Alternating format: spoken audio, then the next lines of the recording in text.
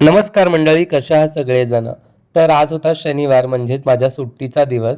आता सुट्टी असून सुद्धा मला लवकर जाग आली होती. पण प्रियंका आणि चार्वी अजूनही झोपल्या होत्या.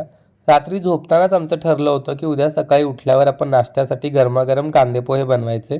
म्हणून म्हटलं त्या उठेपर्यंत आपण पोह्याची बेसिक तयारी करून ठेवूया, जेणेकरून त्या उठल्या की गरमागरम कांदे पोहे रेडी करता येतील. तोपर्यंत इकडे प्रियंकाला जागसुद्धा आली होती. आता तिला जाग आली ना, की सगळ्यात पहिले तिला माझा चेहरा बघायची सवय आहे. इनफॅक्ट आमच्या दोघांनासुद्धा, म्हणजे एकमेकांचा चेहरा बघितल्याशिवाय आमची सकाळच पूर्ण होत नाही. तिला थोडंसं रिलॅक्स केलं आणि म्हटलं अजून थोडा वेळ आराम कर, तोपर्यंत मी बाकीची तयारी करतो. इकडे कांदे पोह्याची तयारी झाली होती, तोपर्यंत आपल्या चार्वी मॅडमसुद्धा उठल्या होत्या. आता दोघी उठल्या आहेत, तर म्हटलं चला लगेचच पोह्यांची तयारी करूया, पोह्यांना फोडणी देऊन घेऊया. आणि दोघींचं आवरेपर्यंत इकडे माझे गरमागरम कांदे पोहे रेडीसुद्धा झाले. पोहे इतके टेम्पटिंग दिसत होते आणि आम्हाला सगळ्यांनाच इतकी भूक लागली होती, कधी एकदाचे खातं असं झालं होतं. मस्त गरमागरम कांदे पोहे, त्यावरती नायलॉन शेव, असा पोटभरीचा नाश्ता केला.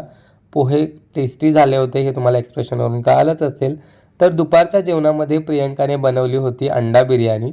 तर सध्या मम्मी आणि पप्पा दोघंही बाहेर फिरायला गेले, त्याच्यामुळे आम्ही जेवणामध्ये असे शॉर्टकटच वापरतोय सध्या. मस्त जेवण केलं, दुपारी आराम केला आणि त्यानंतर संध्याकाळच्या जेवणामध्ये आम्ही बनवली होती पावभाजी आणि घरी मस्त गुलाबजाम बनवले होते, ज्याची स्टोरी मी ऑलरेडी इंस्टाग्रामला रात्री टाकली होती. तुम्ही बघितली होतीत का मला कमेंट करून नक्की सांगा. तर हे सगळं दाखवायचा उद्देश एकच आहे मित्रांनो, की आयुष्यात आपण प्रत्येक क्षणाला आनंदी राहायला पाहिजे. आयुष्यात प्रत्येकाच्या दुःख भरपूर असतात, पण आयुष्यातला प्रत्येक क्षण आपण साजरा करायला हवा. छोट्या छोट्या गोष्टीतून आनंद घ्यायला हवा. कुटुंबाबरोबर छान वेळ घालवायला हवा, एकमेकांच्या आवडी जपायला हव्यात, तरच आयुष्य सुखी होतं असं मला वाटतं.